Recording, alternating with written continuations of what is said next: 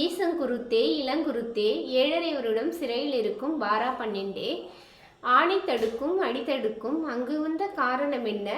பூந்தோட்டத்தில் பூந்தது உண்டு பூவை மோந்ததில்லை. இதனோட அர்த்தம் என்னன்னாக்கா, இது ஒரு விடுகதை. ஒரு இளவரசனும் இளவரசி இருந்தாங்க. அவங்க இளவரசர் வந்து காட்டுக்கு போயிட்டார் வேட்டையாட. இளவரசி வீட்டில் இருந்தாங்க. இளவரசனோட ஃப்ரெண்டு வந்து அவருக்கு ஒரு ஆபத்தான செய்தியை பர்சனலாக சொல்கிறதுக்கு வந்தார். வந்துட்டு உடனே அவசர அவசரமாக கட்டுக்காவலெல்லாம் மீறி அரண்மனைக்குள்ளே அந்தப்புறத்துக்குள்ளே போயிட்டார்.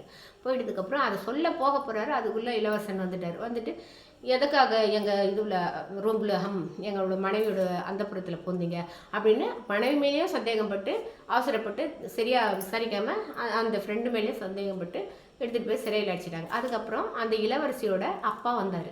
வந்துட்டு சிறையில் போயிட்டு ஏமா அவனை இப்படி இப்போ அடித்து வச்சுருக்காரு உங்கள் வீட்டுக்காருன்ட்டு அவரையும் எதுக்கும் அவங்க ஃப்ரெண்டையும் அடிச்சிடும் கேட்டாக்கா, அதுக்குள்ளே இவர் சொல்கிறாரு, ஐயா, பூந்தோட்டத்தில் பூந்தது உண்டு பூவை மோந்ததில்லை. உன் பெண்ணிடம் உன் மருமகனுக்கு ஆபத்தான செய்தியை நான் சொல்லதான் அலறடித்து கொண்டு ஓடி வந்தேன்.